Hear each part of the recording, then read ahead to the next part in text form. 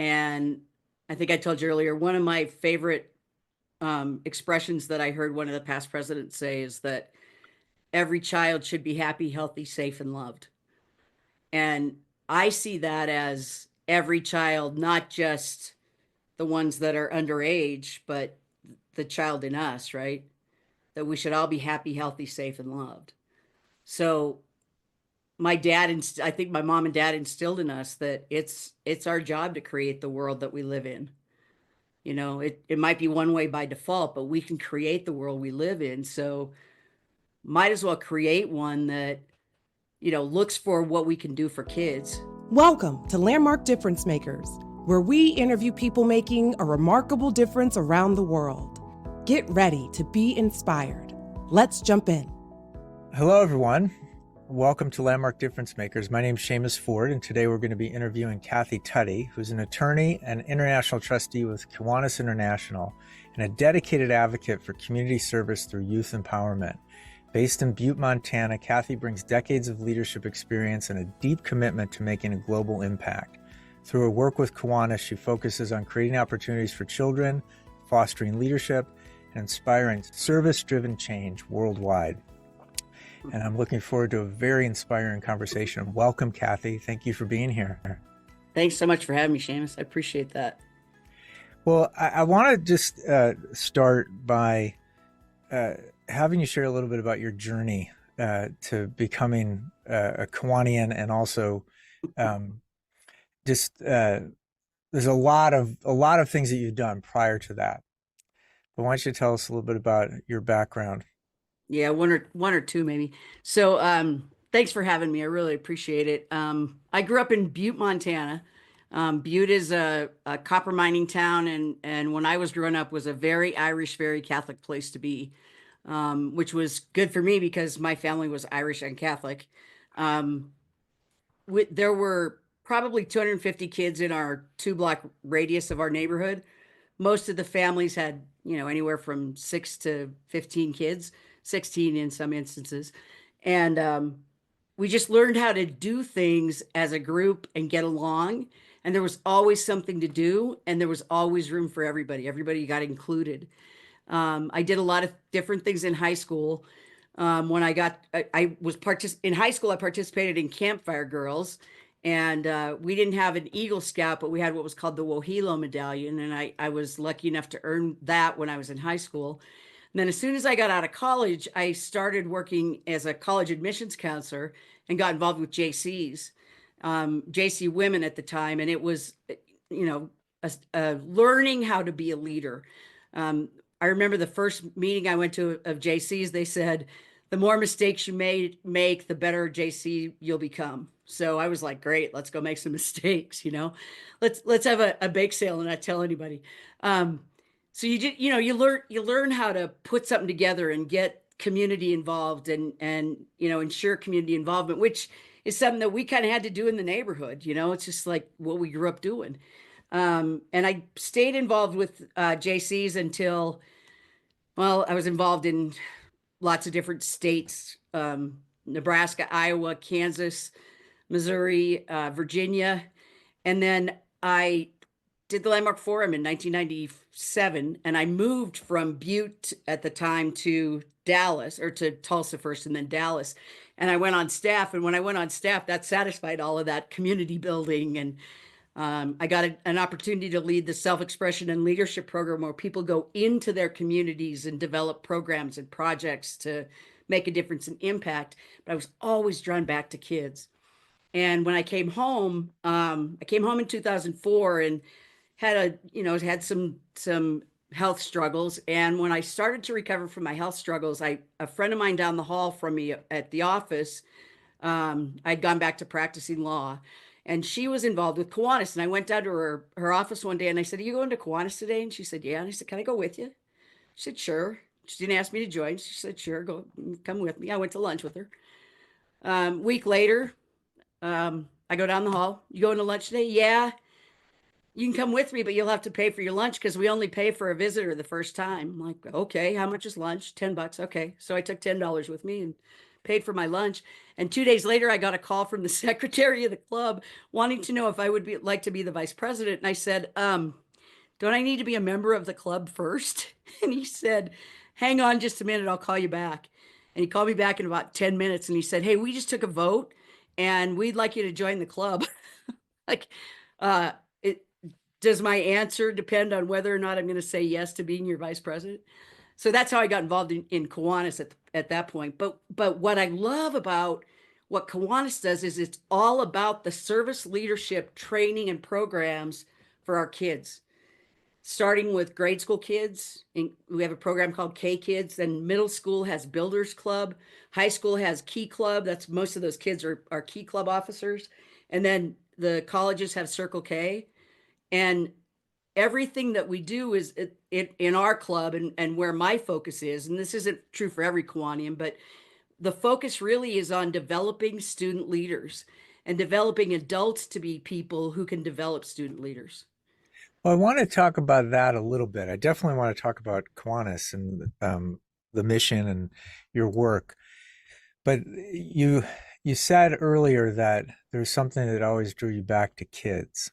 Mm-hmm. And it's pretty clear in speaking to you that you discovered something about yourself and your own passion for service. Yeah. And I'm wondering if there was a moment in your life where you got that was going to be an animating force for you. Yeah, there were lots of moments. One of them happened, ironically enough, one of them happened right when I did the Landmark Advanced course. I was living in Butte, and I have a sister who's 21 years younger than I am. And one of our assignments was to ask somebody to do something that we knew they'd say no to.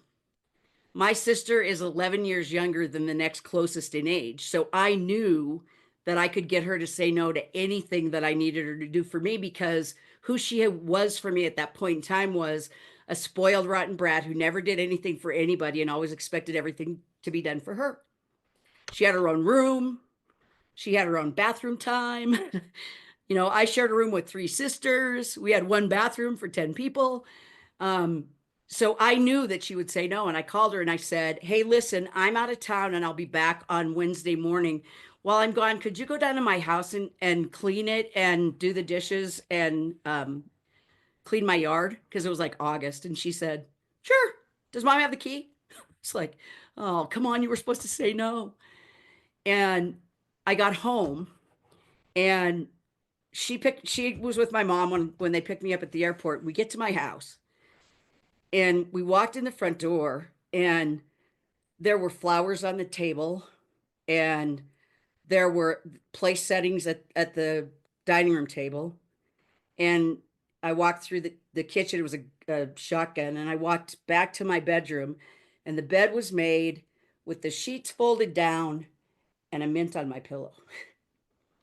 And I turned around to where that spoiled, rotten brat who never did anything for anybody was standing, and she wasn't there. Who was there was this sister who would do anything for me. All I had to do was ask. Wow. And kids became like she was a kid. I related to her like she had something to learn, or there was something that I had over her or something. It's like, man, I learned more from her in that one moment. And if I can learn that from her and I'm related to her, you never admit that you learn anything from somebody you're related to. What can I learn from the other kids? Mhm. And, look at my office. I mean, I'm the biggest kid on the planet. I would much rather be, I have crayons on my desk. I have these spinners that I used to have on my desk when the FBI agents would come in and they'd play with the spinners because it was an office where they could play. Well, It's just been an approach. yeah. Well, I mean, you've had a varied career, and just a little bit more about that before we get to Kiwanis. That's a very powerful moment, and really a very honest, authentic moment for you. And I'm curious how that showed up as a in the attorney general's office, how that showed up, in being on Landmark staff. Well, it was actually the impetus for me to say, I'm not going to practice law. I want to go do something that's going to make a difference. Mm, And my family was all stunned because that happened. That happened the second, like the 15th of August. Her birthday was the 21st. And I left Butte on the weekend that Princess Diana died, to drive to Tulsa so I could start the introduction leader program with Landmark so that I could go on staff so that I could lead the forum. That was the game plan. And what I learned was my health may not allow me to fulfill on that, but that doesn't mean I can't have that same impact in my life doing the things that matter to me in my life and being with my family and being able to do things with my nieces and nephews and my mom and my brothers and sisters and being able to impact kids is really all that's ever mattered. mm. It's very clear. It's, I don't know it, how you can tell. it's impossible to ignore. Um, well, one of the things that I think you might have some insight into is, it's very common for people today to worry about kids. Mhm. Gen Z. You always hear people talking about their lack of resilience. You hear people talking about how um, they're not good in the face of adversity. Mhm. Um, I, I'm going to gather that you don't buy into that. No, Um, that this kid on the screen's a good example of that. but So, but yeah, there's a phenomenon that people are pointing to, oh, sure. and what is it that you shared about this moment where you got the way you listened to and related to your sister. You're the author of that, and in a moment you changed. Yes. What is it about?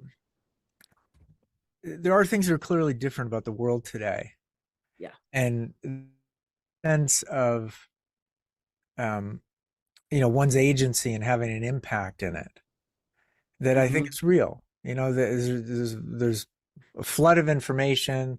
There's lots of bad news, and you can't really blame a young person for thinking that it doesn't matter. Right. And then on the other side of it, you're empowering and inspiring young people to live lives of service.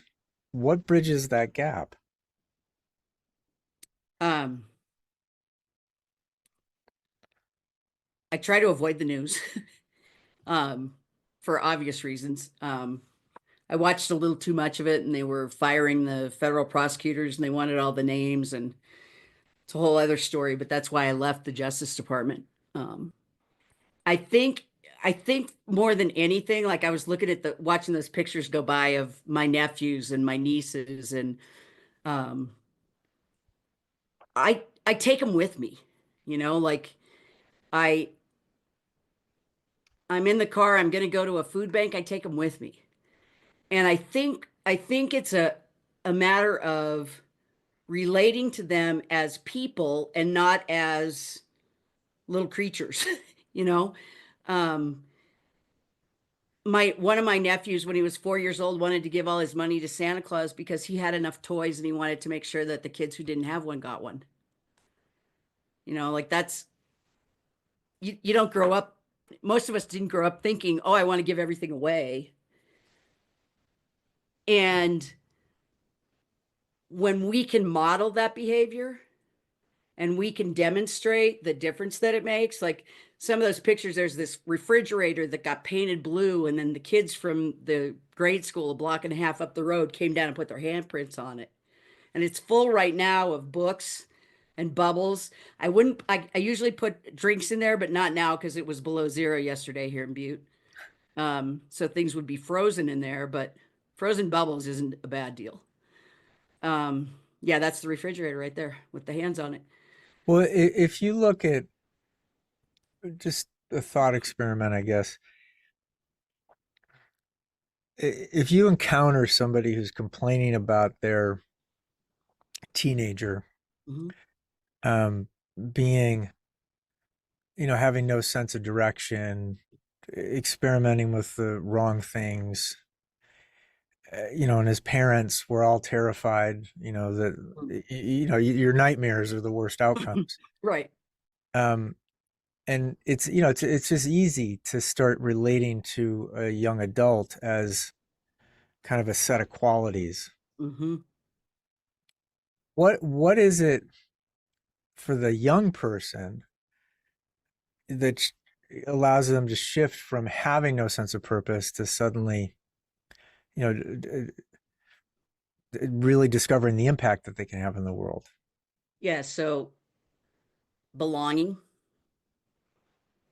having a place where it's safe for them to be who they are. One of the kids in this picture didn't want to put his hand on it. He just wanted to put his thumb. And I said, great, come over here. I want to put your thumb in a special place so I can always find it. Put his thumb on there. So instead of being a weirdo, it became like, oh, that's cool. She's putting only the thumb there. So he became somebody different than he thought himself to be, right? It's it's relating to them as who they are rather than who we think they are. And if you ask, they'll tell you. They'll tell you what matters. I don't say how was school. I say what's the favorite thing you learned today? Who's the person that had the most impact on you today? Those are the questions I ask because that allows them to actually be like, "Oh, let's see who did it. Well, I did something good. Okay, great. What did you do good?" You know? Um, I think it's a matter of, I mean, we talk about perspective all the time, that the take off the glasses and things don't look the same way. If I'm wearing green glasses, everything's green. If I take them off, I don't even notice, like I didn't notice that everything was green. It's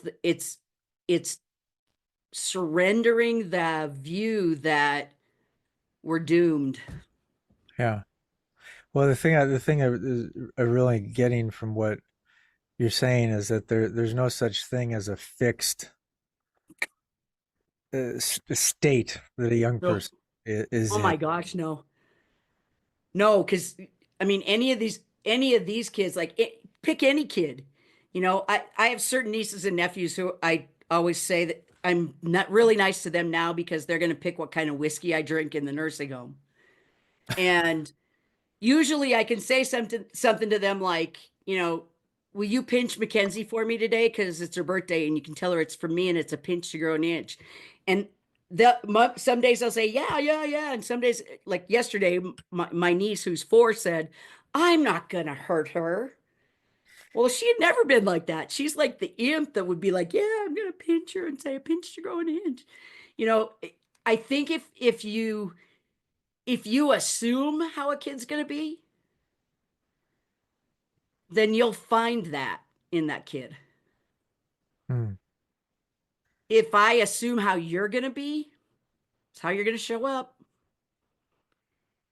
If I can give up my assumptions and relate to who you are and the commitment you have, I'm going to have a whole different experience of my life and yours and every conversation we get to have. I mean, I've known you a long time. I could assume what you're going to ask me, but that's not we're not who we were the last time we talked, which was yesterday, you know? Well, let's now talk about Kiwanis, because Mm. Kiwanis is an organization that really, uh, well, your own journey. You haven't been involved with Kiwanis that long. Nope. Is it 11 years? 11 years. Yeah. Um, so you chose it Yeah. after a lot of consideration, clearly. Um, how does Kiwanis fulfill on this passion that you have for young people? So the mission of Kiwanis is improving the world one child, one community at a time. And I think I told you earlier, one of my favorite expressions that I heard one of the past presidents say is that every child should be happy, healthy, safe, and loved. And I see that as every child, not just the ones that are underage, but the child in us, right? That we should all be happy, healthy, safe, and loved. So my dad, and I think my mom and dad instilled in us that it's our job to create the world that we live in. You know, it might be one way by default, but we can create the world we live in. So might as well create one that, looks for what we can do for kids. The club, there's three clubs in Butte actually. And the club that I joined because they were the most active club. They had a bike rodeo that they did every year, and they sold fireworks to raise money. They were starting to stop doing that when I joined the club. And when I became president, I went and talked to different community leaders, and it was great because I got to meet community leaders. And I'm from here, but I hadn't been home in a long time. And I found out that some of the playground equipment is the stuff that I played on when I was a kid, and that wasn't just a couple of years ago. I mean, the girlish face might give it away, but I went back to our club and I said, "What do you guys think about taking on playgrounds as a mission?" And we actually took on playgrounds as a mission. We helped build a playground in Rocker where there wasn't one. And the Rocker Ladies Volunteer Fire Department Auxiliary had been raising money since 1981 to put in a playground. They had $8,000 from saving aluminum cans for recycling. So we gave them $8,000, and I went to the county and got $8,000, and they got a playground. We still do the bike rodeo. The district took on playgrounds, and this summer, Frenchtown School, where my nieces and my nephew go to school, is going to get a new playground. And it's all conversations with people, enrollment conversations. It's having a conversation with somebody about what matters and what's missing. And that was how I took on building the year that I was president of my local club and then governor of the Montana district. And every year I get to counsel as an international trustee. Now I get to counsel 3 districts every year. And those are the kinds of questions I ask them. This year I have 2 districts, but I also have the Key Club board. So I work with the high school kids who are the international officers for the high schools, for the high school. They're all seniors in high school applying to college right now. And their work ethic and their commitment to their goals is unreal. And if you can't get inspired by being around one kid who can do something like that, I don't know what you're even bothering with. Well, Key Club focuses specifically on high school students, Correct. and it's I I think this is what you're saying, but it's the kids in Key Club actually get to make a difference for other young people. They do. They do. And the project ideas come from them. The project ideas for the Builders Club kids that are in middle school come from them. The project ideas that come from the grade school kids, they're their ideas. And sometimes there's some directing and curving to get them to, well, maybe we don't want to always be doing something for the animal shelter. Like, what about the other kids that need food? So they took on the food bank one year, and we do backpacks for kids during the weekend so that they have food on the weekend, because they get food during the week at school, but they fill a backpack for them while they're in class so nobody knows that the backpack's being filled. The high school kids took that on. Mm. They go and drop the bags, the food bag into the backpack of the kid that's getting the food so nobody sees them getting it. What do you think that these high school students discover about themselves through the work you do? That they can make a difference and they matter. Hmm. And they matter now. They're not going to matter someday. They're not future leaders. They are leaders. Wow. Now, the mission at Kiwanis continues into college. What's the name of that organization? Circle K. And what's Circle K's mission? Say it very similar. They're a service leadership organization in the college. They have a tougher time because fraternities and sororities have taken that on in some ways, and lots of other groups have taken it on. That's actually our Circle K administrator in that picture with me. But they take on mental health and morale among students and teachers. The high school kids do that a lot too. We partner with Erica's Lighthouse that provides resources for the schools and the kids. And the difference that they can make on their campuses and in the relationships that they build with the Kiwanis leaders in their communities. The young woman who is the governor right now of the Circle K district is an amazing kid, and she attributes her ability to get through college in 3 years and impact what she impacted as a college student with the relationships that she was able to build with what we call the K family. So it's all the different people across the different organizations and groups. Hmm. And she would tell you that the mentorship of a guy named Scott Atwood, who was her mentor, who died as governor a couple of years ago, and Bob Keene, who's a guy in her area, that they were a key part of her establishing herself as a leader. And then every time that she's been putting together a program, she calls me and says, "Could you do a workshop for us?" And I always say, "I can't do any workshops, but I'll do a play shop for you." Tell us about your play shops. Yeah, I don't do workshops. We all work enough. If you're not if you're in a meeting where you're supposed to be getting trained and all you're doing is sitting there listening to me, you're not going to remember a dang thing. So we engage in things, we play with stuff. I At one time I left at one of the trainings, I left a bunch of toys in the middle of the table and turned on music and left the room. And people started filing into the training, and they'd go in and they'd sit at the table. I watched them. They'd sit at the table and they'd pick something up and they'd set it down. Nobody played with anything. There were Nerf footballs, there were frisbees, there were bubbles, there were all kinds of things that they could have played with. And I walked in and I said, "How many of you guys have a Key Club or Builders Club in your town?" And then raise their hand.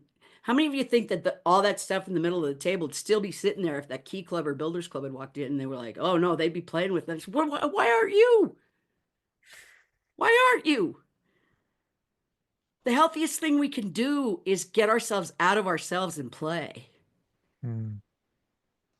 I I I can thank Zav Dubois for this, but I actually registered and became a laughter yoga teacher because it's part of what had me survive the illnesses that I had, was being able to find things to laugh at, because your body doesn't know if you're fake laughing or real laughing, but it uses all those enzymes for the same healing reasons. So So if anybody accuses you of being eccentric, it's because I'm that a laughter yoga teacher. yeah, well, clearly a real purpose behind it. Well, I have another question just related to Kiwanis because people listening to this may not necessarily be familiar with Kiwanis. At least in Yeah. what I've noticed driving through rural parts of the United States is you see a lot more Kiwanis clubs in small towns as opposed to Mhm. large cities. Is that true, or is that just a Well, perception? it's probably pretty accurate. There are a couple of places, like there's a club in Alabama, and I'll say the wrong town if I say it, so I'm not going to say which town, but there's a club in Alabama that's like 250 people. But it's typically built up around a commitment to something. The clubs, clubs that were formed 100 years ago or 50, even 50 years ago, were formed in a community to have a Kiwanis club. Clubs now are formed, nobody's going to do anything without a reason, right? So if there's a high school that wants a key club, then you talk to people about forming a club so that you can support a key club in your high school. Or if there's a need for books and reading, then you form a literacy club so that there can be books available to kids in that neighborhood. So the larger metropolitan areas, like some of the cities in California, are almost all like food deserts, book deserts, places where kids need health care. Um, dare I say DEI clubs, clubs where people who have identification issues, identification choices distinct from man and woman, but want to still impact and make a difference, can get together and form a club that can contribute to the kids in those areas. I'm thinking of Cush Cooper in Los Angeles, who deal with kids who have DEI type issues, LGBTQ kids. Hmm. And um, and so there are some clubs that are LGBTQ clubs. So, but there's Kiwanis is flexible in that it can adapt to whatever is Absolutely. important to Abs people. Yeah, absolutely. So we're global too. So Malaysia, the clubs in Malaysia are responsible for all the Down syndrome hospitals in Malaysia. That's what they do. The Mm. clubs in Panama, in the country of Panama, have been responsible for building gyms in their high schools. So if you go into their high school, it's the Forest Heights High School Kiwanis gym, because Kiwanis did got all of the resources and contributions together and built the gym. So it really is community dependent, which is probably why a rural community is an easier place for a club to survive and really thrive. Yeah. Well, one of the things that's different about this particular interview from other ones that we've done on Landmark Difference Makers is, uh, and I shared this with you before we started uh, tonight. You really came to a place where you chose Kiwanis. And a lot of the people we interview have started they've started ventures, they've started organizations, nonprofits, um, and what intrigued me about this is that you don't have to be the author of the thing to really make a profound difference. And in speaking to you, there's just an enormous energy. It's infectious. And You ready to join? You ready to join? I'm thinking about what you shared about your sister, and Yeah. that you expected to get a no and you didn't get a no. I just get the sense that you don't expect to get no's anymore. No. No. It was actually an assignment to ask somebody who would say no, and I knew she would, and she didn't. Yeah, no, I learned between law school and learning how to advocate and participating in programs at Landmark and being the oldest of nine, that a conversation with somebody can almost always resolve something. And if you need something and somebody else has that something you need, there's a way to create the conversation in such that they look forward to giving you whatever it is they have that you need. You allow them to participate. You allow them to be part of your commitment, your heart, your passion, your whatever. And you can do it in whatever form you want. Yeah. Well, what you're saying there is based on an assumption or something that you hold to be true about people. What is that? People are waiting to be asked to contribute. Hmm. People want to contribute. I wanted somebody to ask me to join. I didn't want to have to do it myself. Well, there's a couple of questions that I want to include, before we wrap up, Okay. that I try to include in all of this. One of them is, uh, what is it that you would say has been the most inspiring moment you've had in your work in Kiwanis? Most Oh, moving moment for you? oh man. there's there's a new one every day. Um, Well, so I won't pin you in. What's yeah, one I of know. the, So, um, one of them happened at our bike rodeo. It was the first or second year I was a member of the club, and we partnered with a bike lab here in town that rebuilt bikes. So they brought out all these bikes and lined them up on the against the wall, and we had all the helmets and then the obstacle course for the kids to go through and the pizza.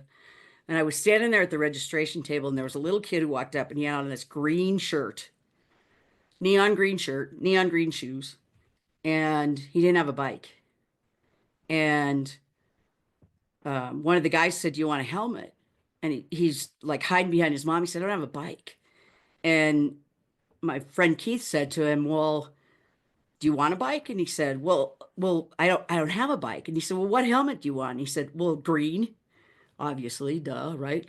So Keith gets one of the neon green helmets out and fits it on his head, and it fits his head, and he walks him over to where these bikes are, and there is this neon green banana seat bike, with all the bells and whistles on it, and it's got the black stripes, and I can see him eyeing the bike. And Keith said, "What do you think about this one?" And the kid said, "Well, it's not my bike." He said, "Well, it can be." And Keith rolled the bike over to him, and he climbed on the bike, and he looked up at Keith, and there's a tear running down Keith's face. Now, Keith is a guy that he's got a beard, he wears a kilt, he's got the cosplay look all the time, right? And he's got a tear rolling down his cheek, while this little kid has a smile cracking his face from ear to ear, and he rides off on that green bike. hmm, And we got to do that hmm. just by showing up. Oh, that's great. It's wonderful. Uh, I'm gonna wait to ask my other question because there's one that came up in the chat. Okay. Cathy, what scares you the most for today's youth, and what are you most excited about for them? Ooh. I it's kind of the same thing, right? Front and the back of the hand. What scares me the most is that this has become the most important thing that they have. That being the phone that you're holding That up. being the phone that I'm holding in my hand. And they don't have conversations on phones. And the thing that scares me the most is they're not going to learn to have conversations, and conversations are the key to almost anything. The older I get, the more I realize that conversations are the only thing that matters, because the only place you can find love is in the conversation. Hmm.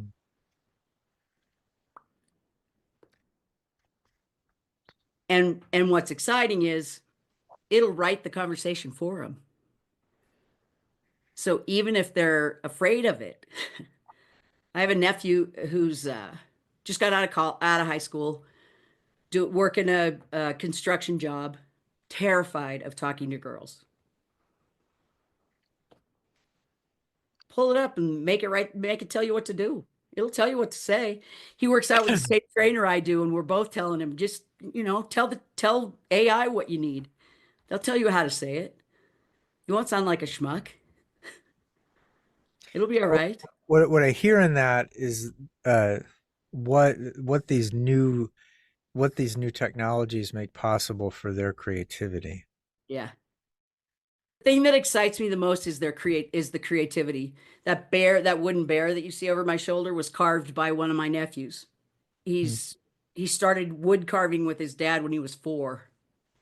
He's Hmm. 12, Hmm. you know. That's the first wood carving he ever did just for me. So that stays right there. Wow, it's beautiful.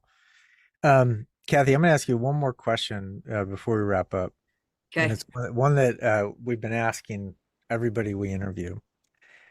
And uh, we got one life, as far as we know, and in that one life, we got a certain amount of time to do with it what we choose. And you've shared with us what you've chosen. Um, But there'll be a time 100 years from now, none of us will be here. Maybe this podcast will still be online somewhere and somebody can listen to it, but we won't be here. I don't think so. What do you want? What do you want said about you when you're no longer here? Hmm.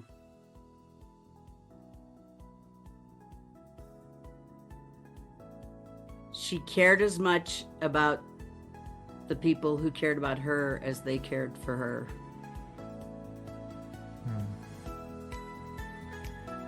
Well, It goes in a circle. That's beautiful. You've made that self-evident in your time with us today. I really, really, really thank you for being with us. It's just a true inspiration to be with you and talk with you. Thanks, man. It's great to be with you always. I really appreciate it. And I really appreciate everybody who joined us. I saw a couple names I know on that list, so it's pretty cool. Thank you. Thank you for listening to this episode of Landmark Difference Makers. If you're inspired by what you heard and you want to learn more about Landmark's programs or explore upcoming episodes, visit landmarkforumnews.com to find resources, event details, and more stories of people making extraordinary impact around the globe. If you are already a part of the Landmark community, check out the Landmark subscription, designed to provide ongoing support in creating a life you love. Visit landmarkworldwide.com to learn more. Until next time, keep creating, keep contributing, and keep making a difference.